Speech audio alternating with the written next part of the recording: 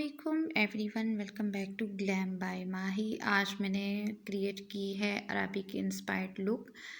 तो Arabic inspired look के अगर आप जानते हैं कि आइज़ को थोड़ा सा ज़्यादा इन्हेंस किया जाता है और फोकस ज़्यादा आईलाइनर के ऊपर होता है, तो आज मैं इसी वीडियो के अंदर आपको दिखाऊंगी कि किस तरीके से हम विंग जो है वो क्रिएट कर सकते हैं।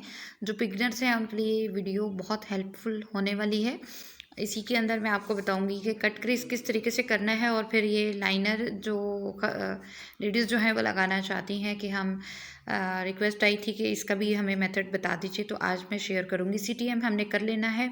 हर दफ़ा मैं बताती हूँ कि CTM जो है वो लाजमन है। और ऑयली स्किन के लिए मॉइस्चराइजिंग या सीरम हम यूज़ नहीं करेंगे। अभी विंटर का सीज़न चल रहा है, तो ड्राई स्किन वाले क्लिनजिंग टोनिंग के बाद जो है वो मॉइस्चराइज़र या फिर सीरम अप्लाई करेंगे। सीरम अप्लाई करें तो ज़्यादा बेटर रहता है।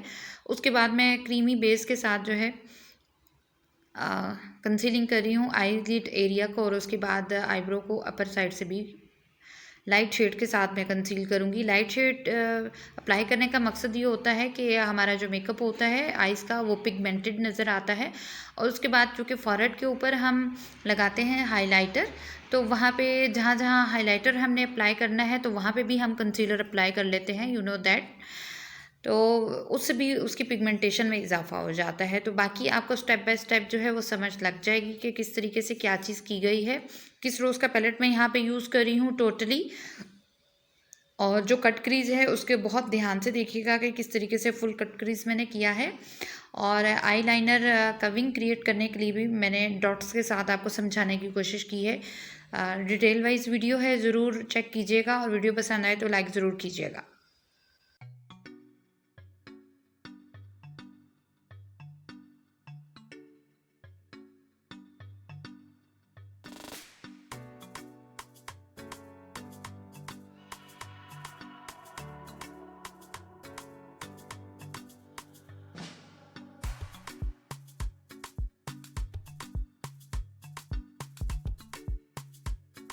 यहाँ पे जब हम आउटर वी बना लेंगे उसके बाद जो है कलर्स ताकि मिक्सअप ना हो, मैसअप क्रिएट ना हो, तो कट क्रीज वाला जो जितना भी एरिया होगा उसको मैंने जो वेट वाइप है उसको लगाया है मैंने ब्रश की बैक साइड पे, और उसके साथ जो है मैं क्लीन कर रही हूँ। आप चाहें तो जो कॉटन बड होता है उसके साथ भी आप इसको क्लीन कर सकती हैं, वेट कॉटन बड के साथ। और ये जो वाइब है ये भी वेट था। और इस तरीके से जब हम कट क्रीज वाला एरिया क्लीन कर लेते हैं तो फिर जो हमारा कट क्रीज रेडी होता है उसके अंदर कोई सा भी कलर जो है वो नहीं आता, उसकी अपनी पिगमेंटेशन आ रही होती है। तो दोनों साइड्स पे मैं आपको क्रिएट करके दिखा रही हूँ इस तरीके से। अब आपने कट क्रीज जो है वो कर लेना है। इस तरीके से अगर करेंगे तो पिगमेंटेड जो है वो नज़र आएंगे शेड्स आपके, और शेड्स जो है वो मिक्सअप भी नहीं होंगे। बाकी होपफुली कि आपको साथ साथ में समझ आती जा रही होगी।